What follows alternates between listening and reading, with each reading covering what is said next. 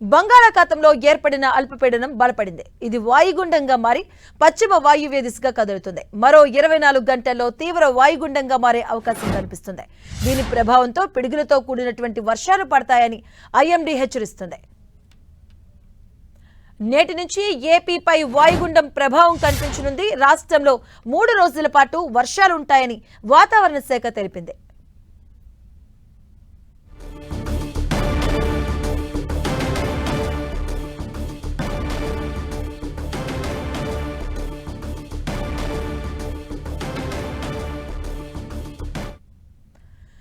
బంగాళాఖాతంలో ఏర్పడిన అల్పపీడనం బలపడింది. ఇది వాయుగుండంగా మారి పశ్చిమ వాయువ్య దిశగా కదులుతుంది. దీంతో మరో 24 గంటల్లో 3 రోజుల పాటు వర్షాలు పడే అవకాశం కనిపిస్తుంది. దీనికి సంబంధించిన పూర్తి అప్డేట్స్ మా కరెస్పాండెంట్ జార్జ్ అందిస్తారు. జార్జ్, దక్షిణ మధ్య బంగాళాఖాతంలో వాయుగుండం బలపడుతూ ఉంది. ఇది రాగల 12 గంటల్లోనే ఇది తీవ్ర వాయుగుండంగా మారే అవకాశాలు ఉన్నట్లు వాతావరణ శాఖ అంచనా వేస్తూ ఉంది. అయితే ప్రస్తుతం ఇది నాగపట్నంకు 740 కిలోమీటర్లు, అలాగే చెన్నైకు 940 కిలోమీటర్ల దూరంలో కేంద్రీకృతమైంది.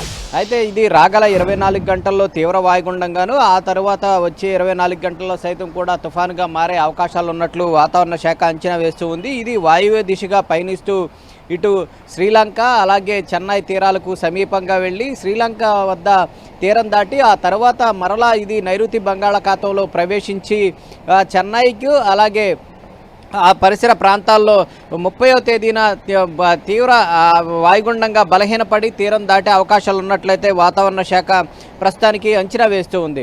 అయితే దీని ప్రభావంతో చూసుకున్నట్లయితే కనుక ముఖ్యంగా దక్షిణ కోస్తాంధ్ర జిల్లాల్లో మోస్తారు నుంచి భారీ వర్షాలు కురుస్తాయని చెప్తూ ఉన్నారు. ముఖ్యంగా చూసుకున్నట్లయితే కనుక పొట్టి శ్రీరాములు జిల్లా అలాగే ప్రకాశం, నెల్లూరు, తిరుపతి జిల్లాలకు మోస్తారు నుంచి భారీ వర్షం చూసినా మిగిలిన జిల్లాలన్నింటికి కూడా మోస్తారు నుంచి తేలికపాటి వర్షాలు కురిసే అవకాశం ఉన్నట్లు వాతావరణ శాఖ చెబుతూ ఉంది.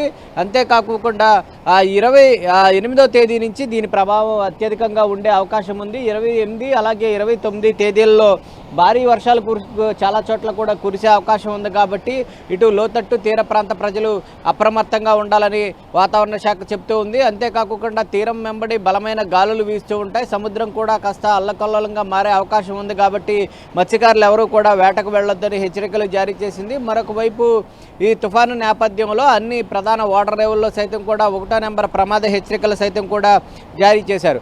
అయితే ఈ వర్షాల కారణంగా చూసుకున్నట్లయితే కనుక రైతులకు అలర్ట్ను జారీ చేయడం జరిగింది. వారి యొక్క పంట పొలాలను సైతం కూడా భద్రపరచుకోవాలి. ఎందుకంటే చాలా చోట్ల కూడా తేలికపాటి నుంచి మోస్తారు, కొన్ని దక్షిణ కోస్తాంధ్ర జిల్లాలో భారీ వర్షాలు కురిసే అవకాశం ఉంది. ఇప్పటికే పంటలన్నీ కూడా చేతికొచ్చే దశలో ఉన్నాయి.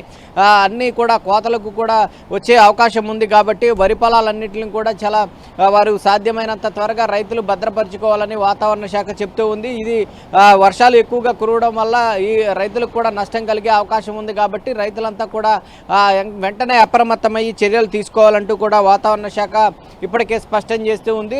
అయితే ఈ తుఫాను ప్రభావం చూసుకున్నట్లయితే కనుక ముఖ్యంగా దక్షిణ కోస్తాంధ్ర జిల్లాల మీదే ఎక్కువగా ప్రభావం చూపుతుందని వాతావరణ శాఖ అంచనా వేస్తూ ఉంది. ఏదేమైనప్పటికీ 30వ తేదీ వరకు కూడా దీని ప్రభావం ఉంటుంది. కాబట్టి ప్రజలంతా కూడా అప్రమత్తత వ్యవహరించాలంటూ కూడా చెప్తూ ఉన్నారు. తీరం వెంబడి సైతం కూడా బలమైన గాలులు వీస్తాయి. కాబట్టి మత్స్యకారులు ఎవరూ కూడా వేటకు వెళ్లొద్దని ఇప్పటికే హెచ్చరికలు జారీ చేసింది. ఏదేమైనప్పటికీ 30వ తేదీ వరకు కూడా రాష్ట్ర వ్యాప్తంగా చెదురుమదురు వర్షాలు, ముఖ్యంగా దక్షిణ కోస్తాంధ్ర జిల్లాలో 1-2 చోట్ల భారీ నుంచి అత్యంత భారీ వర్షాలు కురుస్తాయని వాతావరణ శాఖ అంచనా వేస్తూ ఉంది.